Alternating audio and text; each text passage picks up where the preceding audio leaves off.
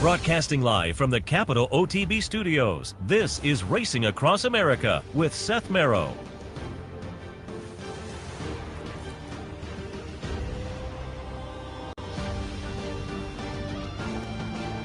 Good morning and welcome to Racing Across America on this Sunday morning. I'm Seth Merrow. Thanks for joining us. Happy Halloween. I told the guys in the control room I'm dressed up today as a happy racetrack winner today. So it's a little bit different for me. It's a little bit different for all of us. But actually, I drive in on Halloween. I always think about halfway on the drive, I should at least brought in a mask or something. But maybe I'll come up with something as the day goes along. But all of that said, first let me remind you that you can stop by the Racebook today and enjoy all the football action and all the racing action as you can every Sunday throughout the NFL season. Football Sundays here at the Clubhouse Racebook. You wear a jersey, you get in for free. You can put your name on one of the squares and match up those halftime or final scores. And maybe you'll win a jersey or a restaurant voucher. Always a lot of fun. Speaking of restaurant voucher, you can have a little lunch down here as well. Again, fun sitting around with a group of folks enjoying the horse racing and the football action here at the Clubhouse Racebook every Sunday throughout the NFL season. 711 Central Avenue in Albany. Let me also remind you that coming up on Thursday, the annual Capital OTB Breeders' Cup Seminar. It will be live on the Capital OTB YouTube channel at 2 o'clock Thursday afternoon. We'll replay it, obviously, on the social media channels. You'll be able to pick it up in replay and here on the network as well, though.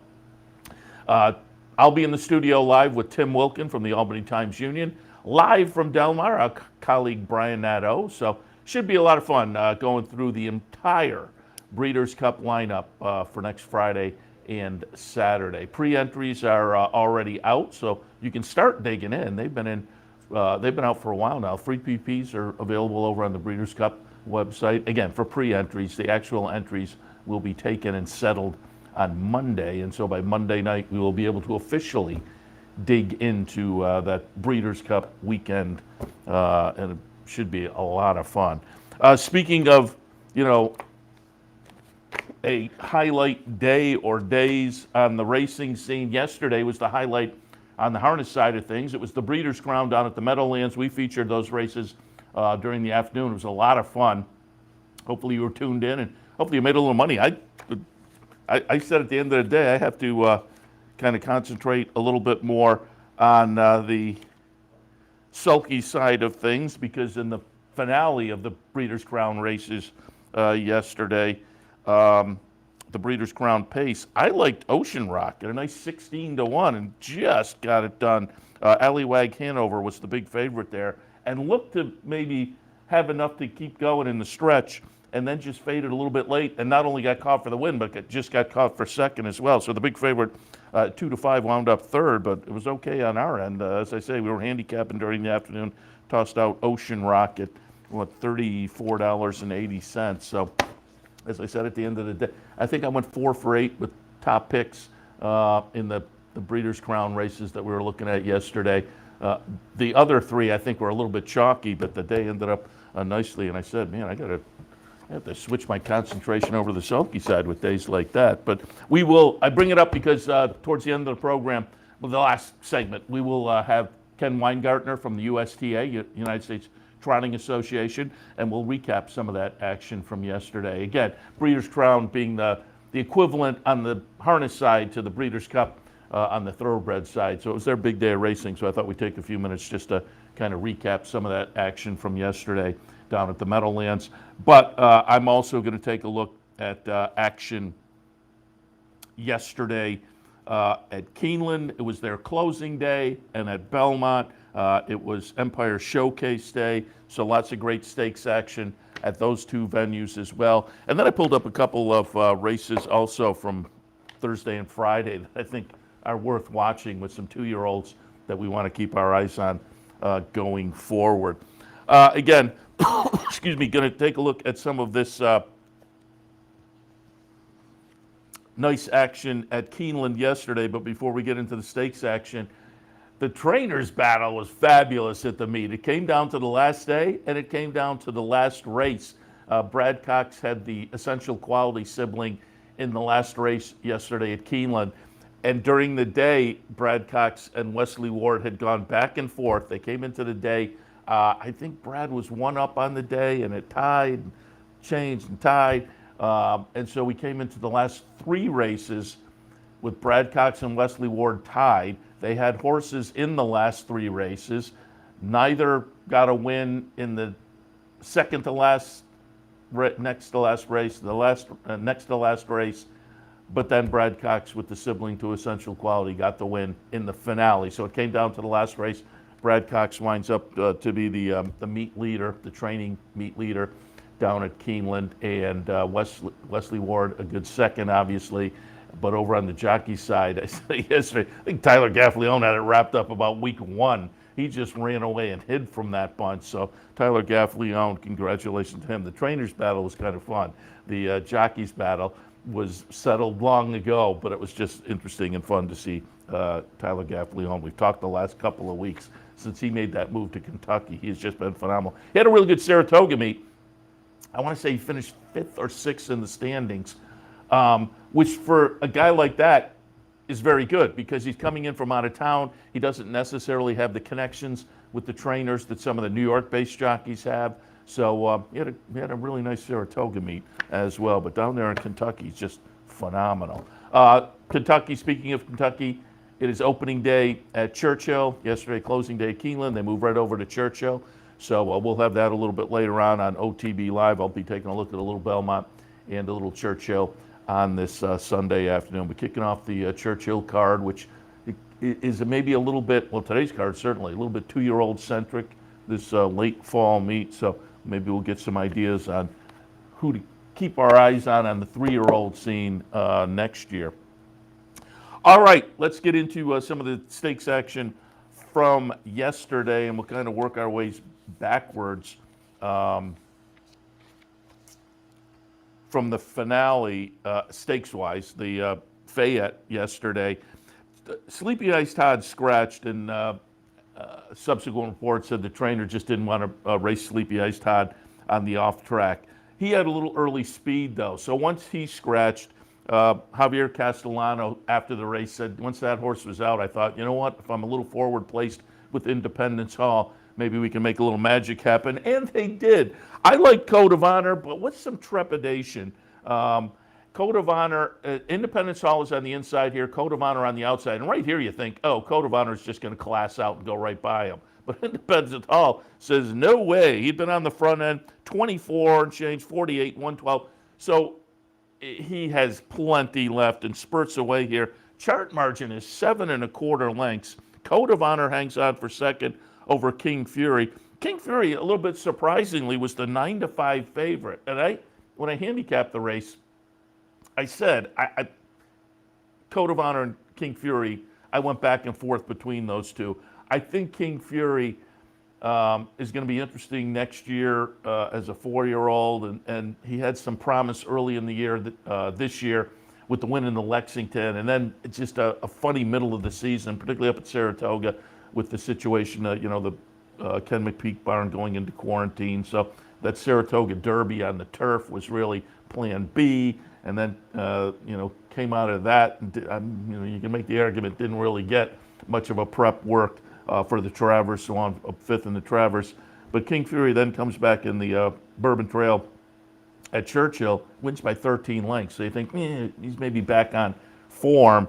Could do no better than third yesterday, but I was still a little bit surprised, given the resume of Code of Honor, that King Fury took the action from the betting public. But as I say, he did it 9-5 as the favorite. Code of Honor, though, it was a decent race from Code of Honor, but as I say, at the top of the stretch, you thought he was going to spurt on by. He didn't, but it's still a little disappointing. Then Independence Hall pulls away and gets that 7+ length margin. But it was on the side of Independence Hall, a very, very nice victory. First stakes victory since the 2019 season when he won the Nashua when he was in the care of Mike Trombetta. Subsequently, moved into the barn of Mike McCarthy, and as I say, hadn't had a stakes victory since 2019 season, where he showed all kinds of promise. Hasn't quite lived up to it, but maybe tipped his hand last time when in the Lucas Classic he finished second to Knicks Go. Knicks Go clearly one of the horses to beat in the Breeders' Cup Classic, and so it's good second to that one. As I say, may have tipped the hand of Independence Hall, and follows up that second place to Knicks Go with a really nice win yesterday. All right, let's turn the page and go a little bit earlier on the card. Handicapping the Bryan Station yesterday, I said Camp Hope looks pretty good. I had Ellis Starr on with me yesterday. He liked Camp Hope as well. Camp Hope was coming out of a win at Keeneland, but maybe more importantly on an off-turf course, a good turf course. The turf course yesterday was soft, but Camp Hope coming out of the win already on a less than firm turf course was very, very intriguing. Betting public making Camp Hope the 5-2 favorite. And we'll see here as they turn into the lane. Number 11, Camp Hope, does get it done pretty convincingly in the end. Almost 3-length victory. Like the King, the number 6 horse for Wesley Ward gets up for second, as this time runs third as a close-up second choice, also at 5-2. But a pretty clear and easy victory here for Camp Hope. Brian Hernandez in the saddle for trainer Kenny McPeak. And again, coming off of that victory last time on the less than firm going, he seemed like he had it was a win that automatically points you in the direction. And let me take a look at this horse coming off a good effort, but a win over that off going already played into yesterday's situation where they'd taken a couple earlier turf races off, but left the stakes race on. A little bit earlier on the card at Keeneland, it was the Bowman Mill. 2-year-olds sprinting 6 furlongs. I went with my prankster, but there was a question mark. My prankster looked phenomenal up at Saratoga in the career debut, and then met up with Jack Christopher in the Champagne last time and was a well-beaten 4th. So there was a question mark, but I couldn't ignore that big debut effort. And I thought my prankster looked pretty good turning into the lane here. My prankster is going to be the number 7 horse. John Velasquez on board for Todd Pletcher. But coming late was a horse that I also thought was very live yesterday. Number 4, Nakatomi, you can see on the outside here, gets in gear, gets the momentum going, and gets it done for Wesley Ward. Again, another victory for Wesley Ward that made that trainer's battle so much fun yesterday. Nakatomi wins. My prankster second. Chattelot runs third. So the logicals were all right there, as you can see on the odds board right below. Both Nakatomi and my prankster were 2-1. According to the chart, though, the slight favoritism went to my prankster, but Nakatomi gets it done under Tyler Gaffe Leone. So Tyler Gaffe Leone getting a stakes victory on the final day of the meet to kind of solidify just a fabulous, incredibly fabulous meet for Tyler Gaffe Leone. So there was the closing day stakes down at Keeneland. Really, as I say, really fun meet and spectacular meet for Tyler Gaffe Leone, and a fun meet on the equine side, obviously, with a lot of nice stakes action. Earlier in the meet, some of those stakes had winners that will play, winners or close-up runners that will play into the Breeders' Cup. But on the human side, it was fun as well coming into that last day with the trainers' battle. Let's shift over to Belmont Park because, again, New York Showcase, Empire Showcase Day, also a lot of fun. The highlight, obviously, the Empire Classic. Empire Classic, for me, I thought American Revolution was going to wind up being the one to beat. I went back and forth, though, with Seafoam, and Seafoam took the early lead, and I thought, I kind of was kicking myself because Seafoam went off at 10-1, and I thought, you know what, on the front end, maybe Seafoam will take him, all the way around. He winds up fading to third, just barely. He's going to just get nipped for second. But American Revolution, clearly the winner. So as they turn into the lane, American Revolution subsequently takes the lead. And then I thought, okay, I tilted in the right direction. This is a pretty special New York bred. And as you can see, Seafoam is second there, and a pretty clear second. But again, Wild Banker at 56-1, the rank outsider will just nip Seafoam for second right there at the wire. and at 56 to 1 with a 1 to 2 shot over the 56 to 1 shot, you wound up with a $48 exacta, but you had to come up with a wild banker in there for Mike Deeney, owned and trained by Mike Deeney. Came over from a summer at Monmouth, came out of a win in an optional claimer last time over at Monmouth, getting back in against State Breds, puts in a decent little run. To be second, but a well-beaten second. Subsequently, coming out of the race, Elliot Walden from WinStar, the owners of American Revolution, kind of said, you know what, I think he may be the kind of the 8th or 9th best 3-year-old in the country, and we'll see how the division shapes up next year. Some of the older horses are going. It sounds like we're probably not going to necessarily see American Revolution in too many New York bred races in the future. Maybe they'll pick their spots, but I think they have a horse that has the potential to knock heads with Open Company. You know, you look at his record so far, every time he's faced New York breds, he's been a winner, including the New York Derby up at the Finger Lakes and the Albany at Saratoga, and then yesterday in the Empire Classic facing Older. The 2 races where he faced Open Company were his career debut just about a year ago at Keeneland, where he finished behind Mandaloon. And then in the race just prior to yesterday, he was in the Pennsylvania Derby, ran 3rd behind Hot Rod Charlie and Midnight Bourbon. So clearly, when he has faced Open Company, he has faced some of the best out there and been very competitive. When he faces New York breds, he clearly has a significant edge. So it'll be fun to see where he goes next year. As I say, I think they'll bounce around Open Company and who knows, maybe pick their spots with, you know, you have like yesterday, $300,000 up for grabs and you run away and win by 12 lengths. That's a pretty good payday for essentially a kind of, you know, one of those paid workout kind of things. All right, a little bit earlier, it was, boy, this one was a head scratcher. The Empire Distaff. We're going to watch the stretch run here. Sharp Star, the number 2, is going to win at 16 to 1. Ice Princess went off as the 5 to 2 favorite, the number 1 horse. I like Make Mischief also at 5 to 2. Make Mischief is the number 4, winds up 3rd in here. But Sharp Star gets it done again at a 16 to 1 price. Hadn't been seen since Saratoga, running 5th in Open Company and an optional claimer. Horatio DePaz after the race said, I think maybe she needed the last race. And, you know, we kind of laid her off since then and brought her back today. I mean, you look at the buyers are a little bit light. There's certainly a nice win going back to last November, just about this time last year, in a state bred allowance race, tossed a 101 buyer, but that just kind of jumps off the page. I will say, followed that up with a win in the Grade 3 Go for Wand. And Horatio DePaz yesterday said, hey, you know, we won that Go for Wand last year. Maybe we'll aim for that again this year. And so if they do, I've mentioned a number of times, I like horses that kind of have patterns that they follow. And this would be a pretty similar pattern for Sharp Star. Coming off a nice win and then going into nice win against State Breds and then going into the Go for Wand. And paired a similar situation last year. So again, Sharp Star, a little bit of a head scratcher and tough to come up with yesterday off the prior good form.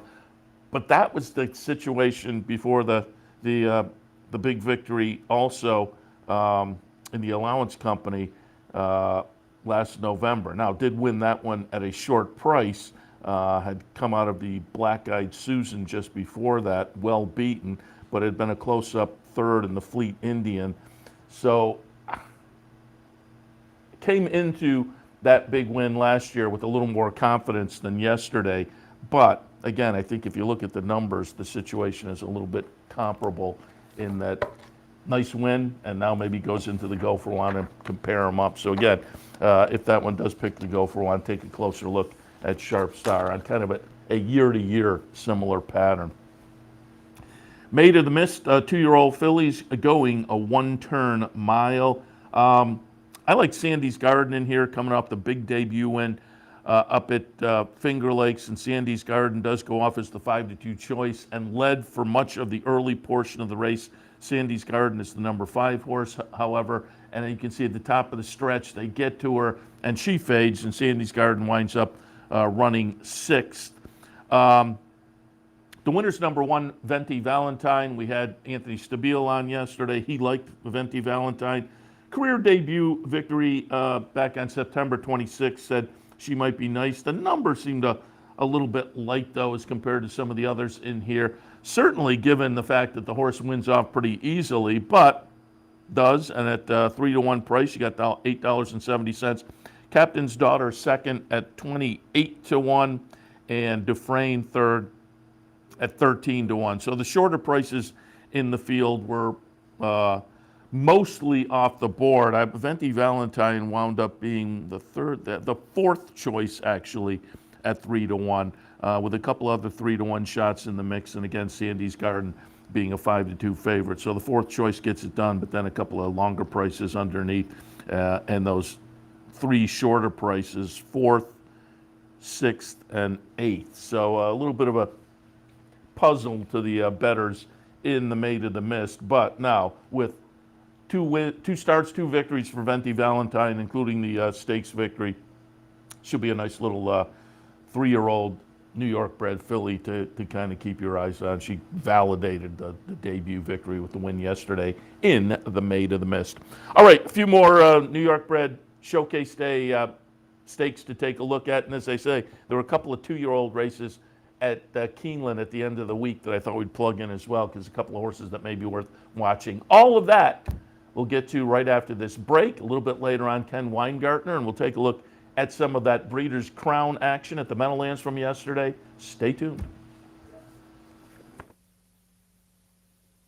Where's the best place to find your favorite teams, your favorite food, daily drink specials, and wagering on live horse racing? Legends Field Sports Bar, 711 Central Avenue, Albany. Get your game on day or night with 75 flat-screen TVs, tournament-style pool tables, a private banquet room, and live horse racing. So if someone asks you, where's the best sports bar in the capital region? Tell them Legends Field Sports Bar, inside the Clubhouse Racebook, 711 Central Avenue, Albany. The Breeders' Cup World Championships have given us some of horse racing's biggest thrills and biggest payouts, like the $2.7 million Pick 6 payout back in 2003. With a long list of betting options, it's never taken so little to win so much. So don't miss your chance to share in thoroughbred racing's richest event, the Breeders' Cup. And be sure to go to capitalotbbet.com to wager and win. Capital OTB is now streaming live on Roku. The RTN Racing channel on Roku lets you watch OTB TV live through your Roku device or your Amazon Fire Stick, rather than being limited to computers and mobile devices, which means you can now watch OTB live wherever you are. Simply open Roku, scroll to find the RTN channel, then click on OTB TV. OTB TV on Roku. Try it now.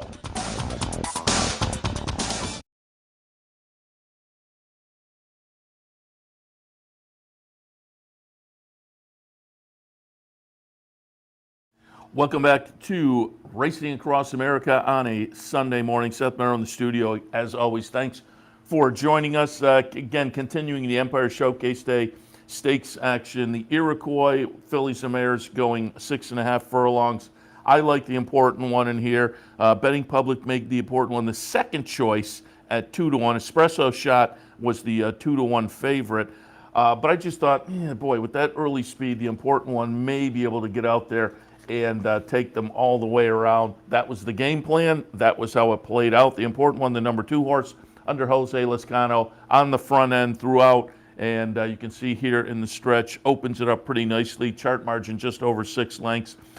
Second place was a close battle between Miss Jimmy by a neck over Espresso Shot. The number 1 holding on over the number 6 late here, as I say, by a neck. Espresso Shot, the 2-to-1 favorite, but also a 2-to-1. The important one wins and does it pretty easily. Again, Steve Asmussen trainee for Bloom Racing. The important one on the front end throughout. as it looked like on the PPs. I mean, that was the handicapping angle I was looking at this one. There was other speed in the race, but I thought the speed of the speed might turn out to be the important one, and that's how it played out. Fifth race on the card yesterday was the Hudson, and this was a fun race because it was New York traffic, and I said when I handicapped the race, I went with New York traffic, but boy, you really had to kind of scratch your head. And New York traffic, the last couple of races certainly weren't confidence building. The Monmouth Cup, a 4th place finish. The Charlestown Classic, a 6th place finish behind Art Collector. Subsequently, Safi Joseph said there'd been a little bit of a hoof issue with New York traffic that may have been affecting things. What I did when I handicapped, I put New York traffic on top. I thought maybe just a little bit of a class edge, and mainly I was going to the last time the horse had faced state breds.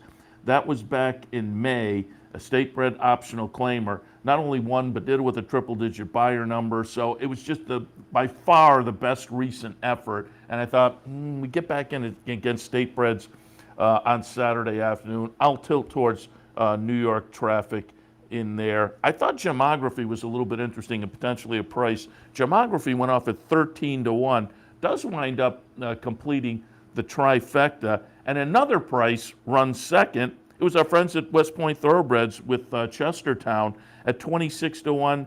The number 2 Chestertown completes the exacta, but New York traffic, pretty easy winner here. I mean, you kind of got the idea at the top of the stretch, and as the stretch progresses, it just kind of becomes far more evident with every stride. New York traffic at 4-5 gets it done pretty easily, as I say. Chestertown pretty clear second, and by a nose, Gemography at 23-1 runs third.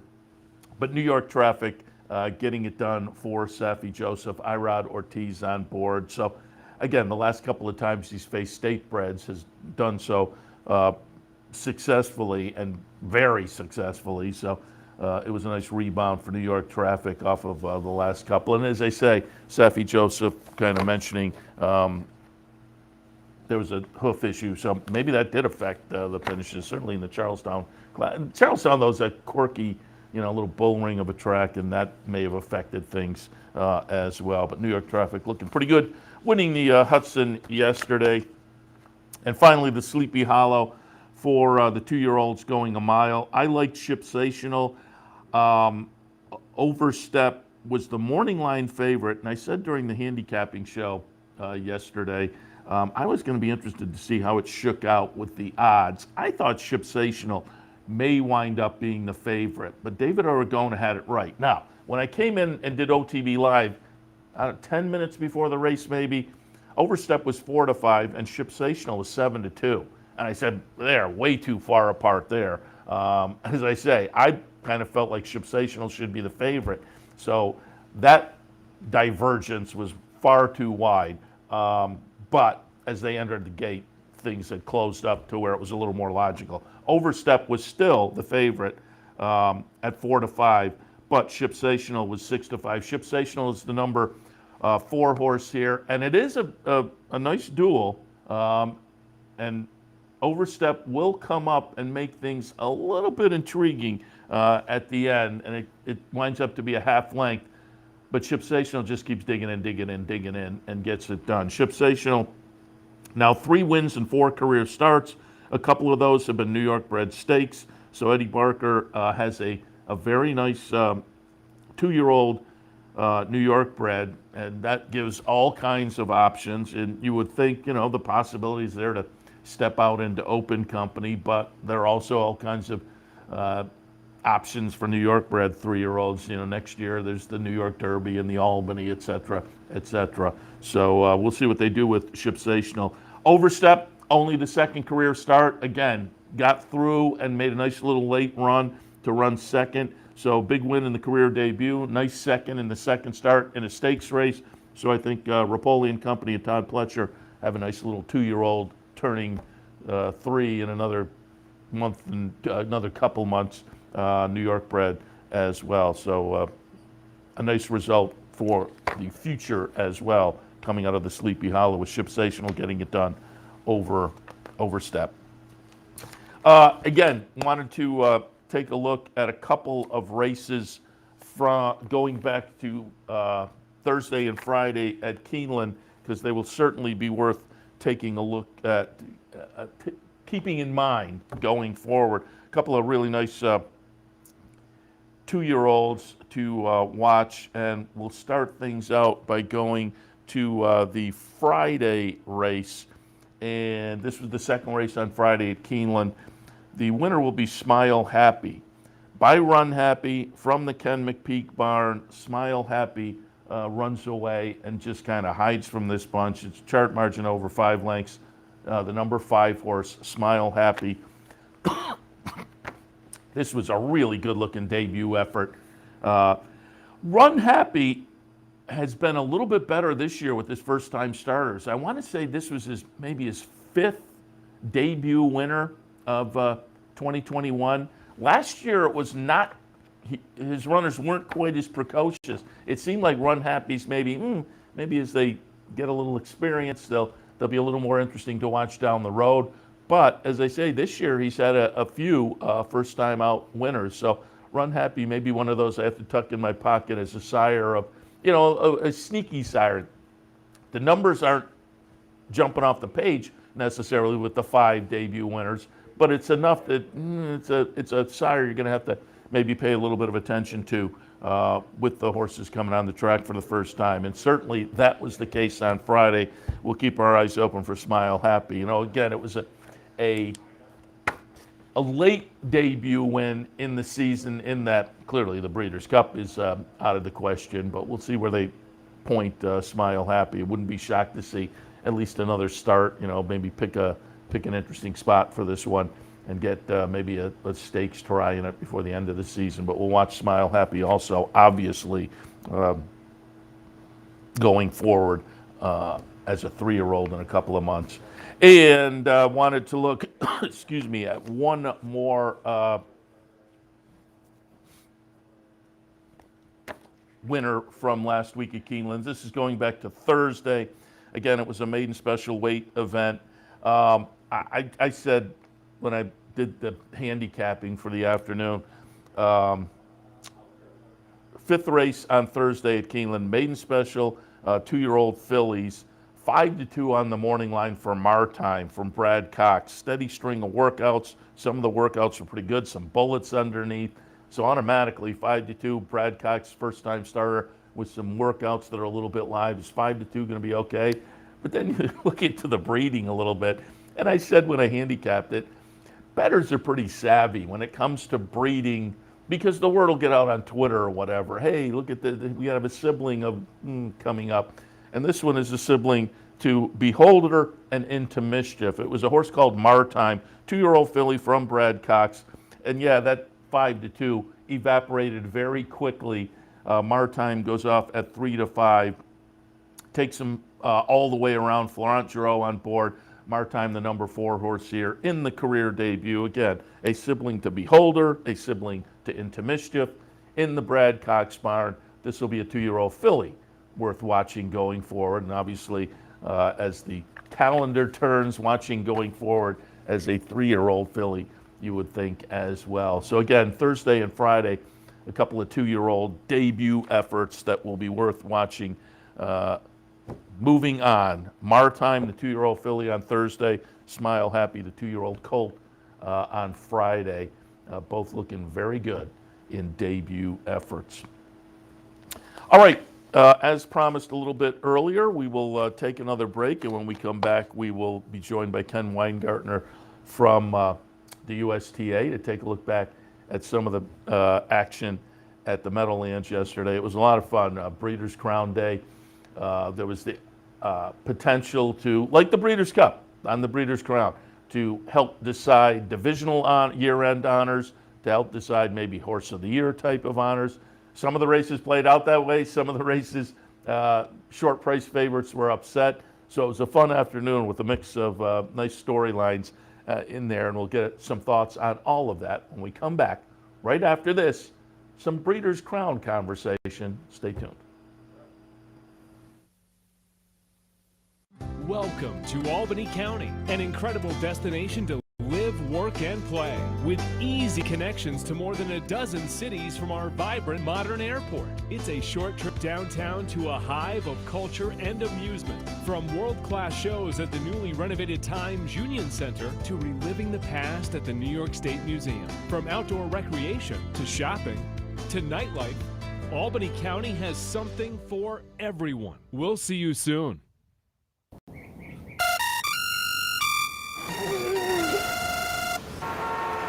Come on!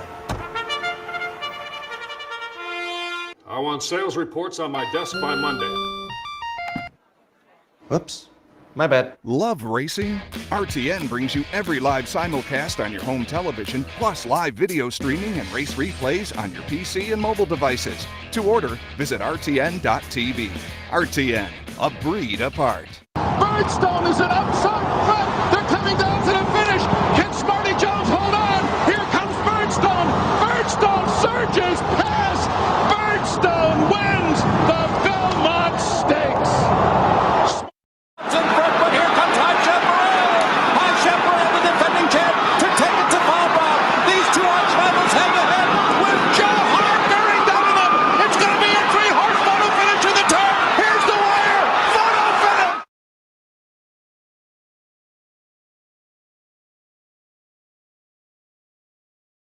Welcome back to Racing Across America. As promised before the break, joined now by our friend Ken Weingartner from the USTA. Haven't talked to Ken in a while, but I thought we'd plug in after the really fun day of racing yesterday. And I was talking to Ken before, and also Friday night was great action over the Meadowlands with Breeders' Crown races as well. Ken, good morning. Good morning, Seth. How are you? Very good. And before we get into some of the races specifically, you and I were talking just before we came on the air. Talk a little bit about Friday and Saturday and what the crowd was like at the Meadowlands. Oh, well, it was a really big weekend of racing at the Meadowlands. Friday, the weather didn't really cooperate as we would have hoped. It was very rainy and quite windy, and the race times and racing kind of reflected that, but they were still fantastic races, and the horses put on a great show. We had 2 finishes by a nose, so it was really exciting racing in those 4 divisions. And yesterday the weather really worked out nicely, a really good crowd at the Meadowlands, some enthusiastic betting, so it was a good day all around, good weekend all around. Yeah, and I set it up a little bit earlier in the show by saying there was the potential there to decide some year-end honors and divisions and maybe horse of the year, and some of the races it worked out that way, some of the races there were upsets, so it was a lot of fun throughout the afternoon. And as I said to you during the break, normally we're a little thoroughbred-centric as we do our afternoon handicapping show, but yesterday, sometimes Saratoga Harness is plugged in, and I like the harness side of the game, so I have fun handicapping Saratoga, but yesterday I had a lot of fun handicapping the Meadowlands in that Breeders' Crown card. And I will start right out with race number 11, the Breeders' Crown Pace. That was my most fun of the afternoon because I actually liked Ocean Rock, and I handicapped the card before the race went, and so hopefully folks were maybe tuning in and listening a little bit. But it was one of the fun races, as you mentioned, a lot of fun races during the afternoon.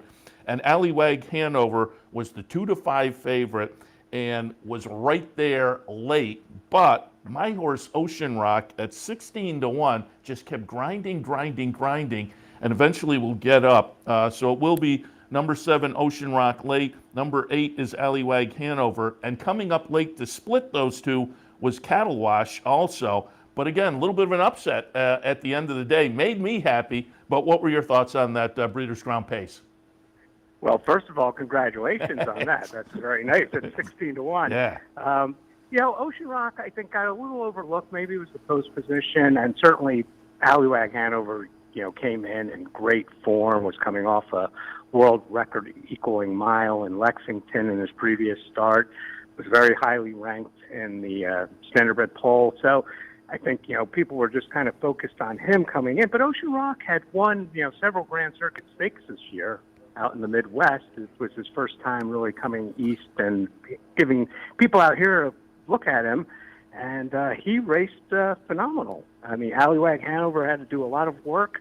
It might have caught up with him a little bit at the end there. I mean, the 3 horses at the wire were separated by a neck. And really, I think, Cattle Wash, if he could have gotten in the room a little bit sooner, I mean, he might have gotten up. But, all credit to Ocean Rock and Dan Noble, his first Breeders' Crown trophy, and the horse raced really well. And that now kind of, I think Halliweg Hanover's still the favorite in that division for year-end honors, but, we still got a little bit of racing to go yet. Yeah, it was, as I say, it was a fun afternoon in that fashion, and year-end honors and whatnot. But as we saw, there was also some really, really nice finishes. And yes, I was very happy with that result. And you look at the day, and I said I'm a fan of harness racing, and that's how I, cut my teeth up at Saratoga Harness. When I was a kid, I used to go up there quite a bit. And then I kind of went over more to the thoroughbreds, but I still love the harness game. But I look at the result of that race yesterday with Ocean Rock, 148-3. Man, when I first got into the game, that was unheard of. It's just incredible. And they were throwing times like that all day yesterday. Yeah, I mean, the speed is unbelievable. I mean, and particularly now on the trotting side, we're seeing it even more so. And you take a horse like Jujubee, and what he's done this year with 2 sub-150 wins is, unheard of. I mean, he's the first 3-year-old male trotter to ever do that. So it was unheard of, literally. Yeah, as I say, unimaginable when I was a kid you'd have times like that, but it's a lot of fun to watch it now. Let's go back to the 10th race, the Breeders' Crown Open Trot, and I played the Swedish horse, and when I handicapped yesterday, obviously I didn't get the same price. I got a winner, but it was a little shorter. I was a little surprised that the betting public was on this one as much. 1-2 favorite for Acuri DK. As I say, a Swedish import, as it were, but coming off a win down at Lexington in the prior event. But I tilted in that direction. As I say, went off at 1-2, did get it done. Got it done pretty nicely, the number 3 horse here. A couple of prices in underneath, back of the neck at 62-1, ready for money at 38-1. Fill out the exacta and try. But again, the Swedish import. As I handicapped the race, I said they love their harness racing in Sweden, and this looks like a pretty nice horse. But I was a little bit surprised at the short price. Yeah, I think people were kind of on this horse. He had gotten a lot of publicity coming overseas here.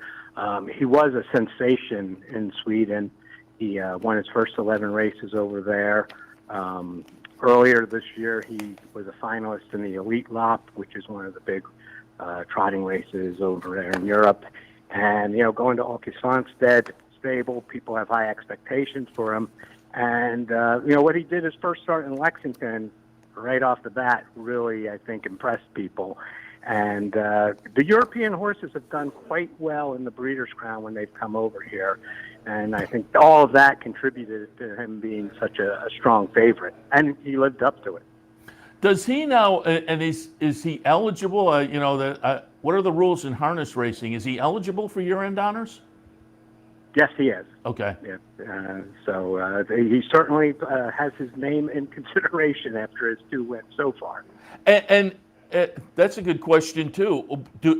Will his European form, is that able to be considered?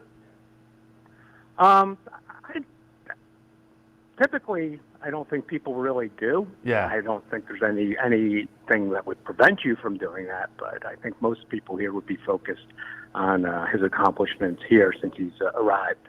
Sure. All right, let's take a look at the Breeders' Crown Filly and Mayor Pace. This one was intriguing because you mentioned some of the polls earlier, and Lion Sentinel, number 1 in the poll I pulled up before the races yesterday. And Lion Sentinel in here is going to go off at 1-2. Lion Sentinel is going to be the number 3 horse. But Rocknificent, and I had Lion Sentinel on top, obviously, as did just about everybody else. But I said before the race, I thought Rocknificent might be a little bit interesting.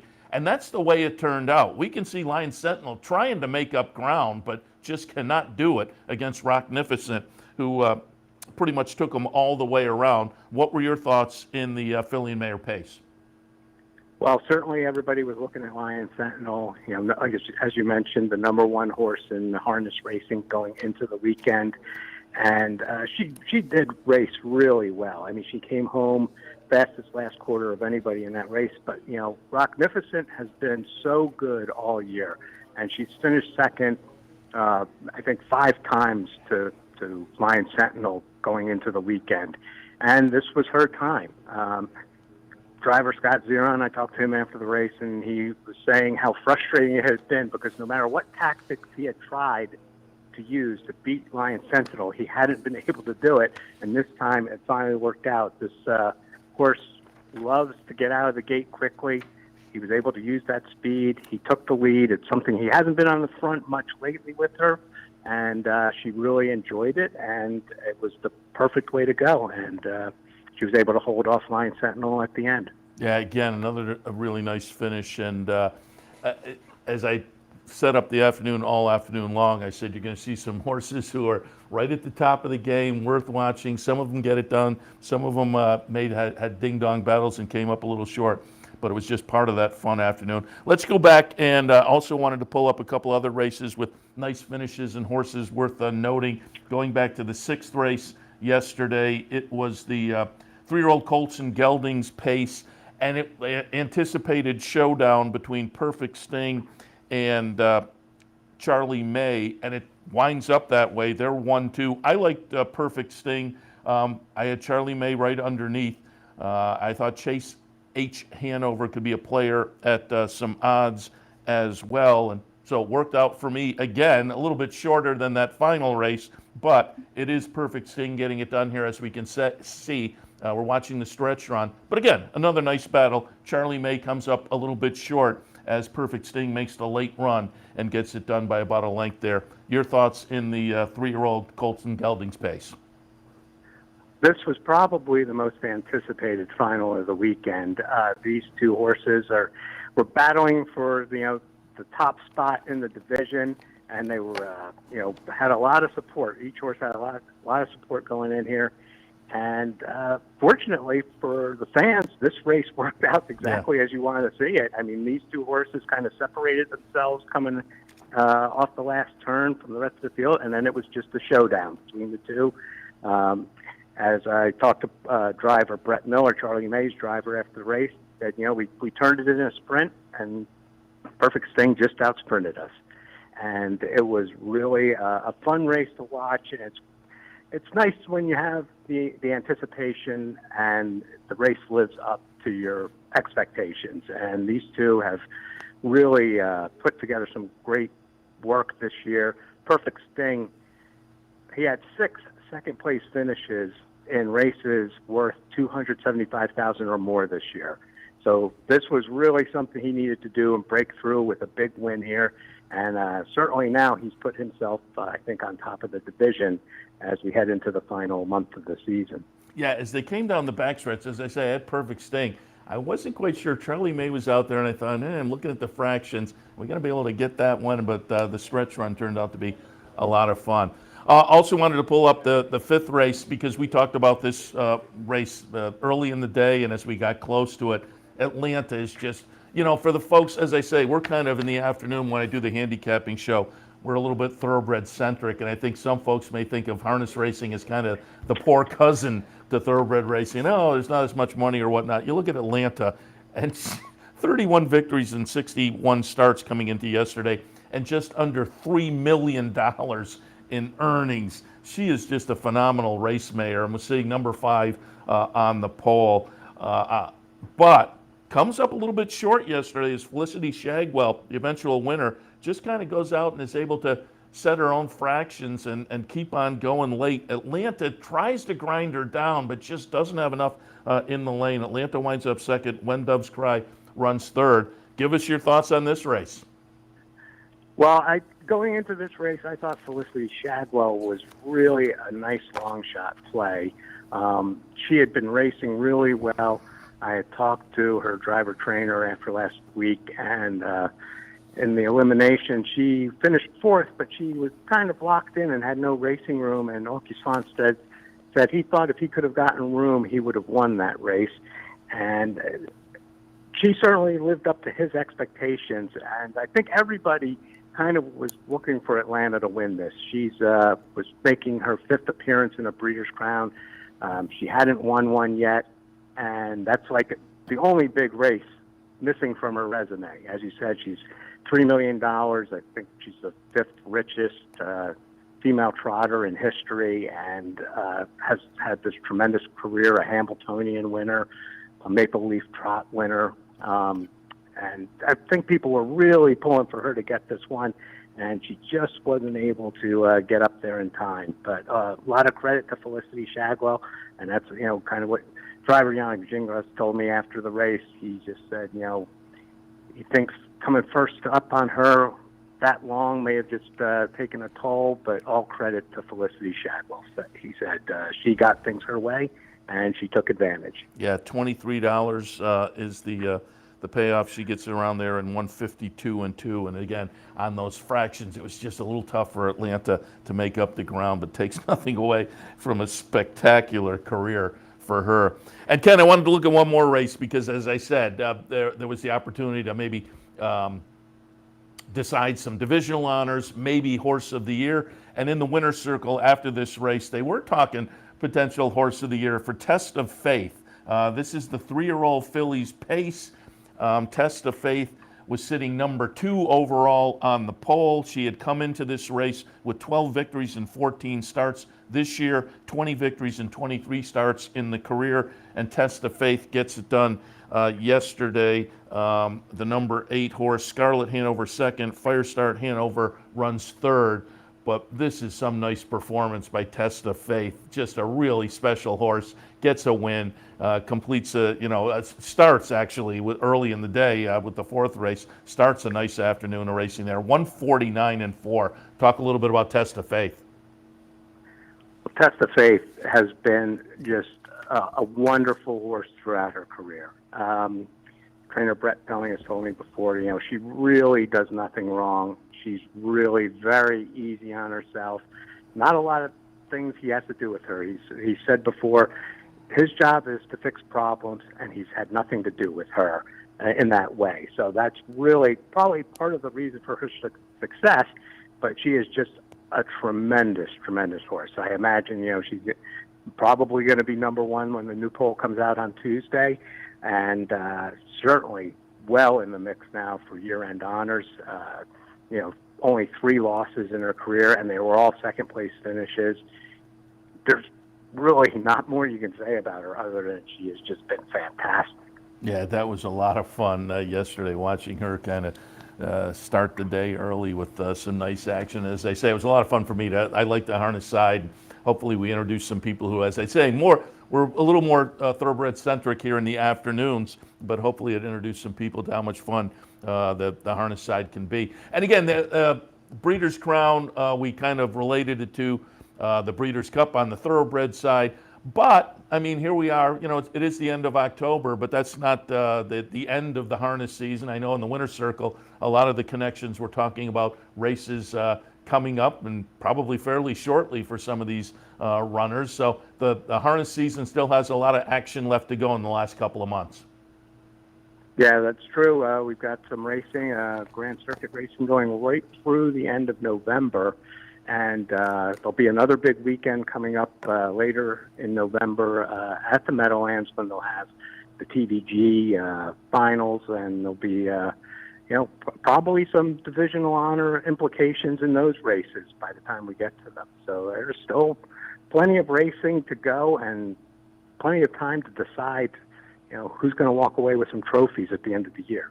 Yeah, again, it was a lot of fun yesterday with some of the big favorites getting beaten. They're probably trying to get back and validate things before the year is over. So we will certainly be watching and noting all of that. One of the ways to do it also, I should note, is that USTA website. People can check that out. Great news and pull up results and entries and whatnot also. But Ken, we appreciate the conversation. I just had to touch on it because it was such a fun day of racing yesterday. So appreciate the visit. We'll talk again. Thanks so much, Seth. Thanks for having me. Very good. Ken Weingartner from the USTA. And again, it was really a fun day of racing yesterday down at the Meadowlands. All right, I'll wrap it up for this edition of Racing Across America. We'll be back an hour and a half or so as usual with OTB Live for a Sunday afternoon. Going to take a look at a little Belmont and opening day at Churchill Downs. I'm waiting to, I said it yesterday with our friend Brian Nadeau, who's friends with Joe Christopher at Churchill. I said, man, I'm interested to see what Joe shows up as on Halloween in the pregame show down at Churchill. So we'll anticipate that as well. But that'll be coming up, as I said, about an hour and a half or so. We'll kick in with OTB Live. We appreciate your tuning in this morning for Racing Across America. Again, love to have you stop down and enjoy football action today right here at the Clubhouse Racebook. Football Sundays throughout the NFL season. Wear a jersey, you get in for free. Maybe you win a jersey if you put your name on the squares. Restaurant vouchers available as well on the squares. All of that happening right here at the Clubhouse Racebook throughout the football season. 711 Central Avenue in Albany. And don't forget the Breeders' Cup Seminar coming up on Thursday at 2 o'clock. Tim Wilkin and I in the studio, Brian Nadeau live from Del Mar going over all the Breeders' Cup action. That's on the Capital OTV YouTube channel live at 2 o'clock on Thursday, and then repeated on the social media channels and here on the network as well. All right, I'm going to wrap it up. Thanks for joining as always. Really appreciate it. Racing Across America on a Sunday morning. I'm Seth Merrow. Again, we appreciate your tuning in, and don't forget, stay tuned or retune. Maybe go grab a little brunch. Retune in about an hour and a half. We'll have some OTB Live Sunday afternoon action. Should be a lot of fun. We'll see you then. You're watching OTB TV, a service of Capital Off Track Betting.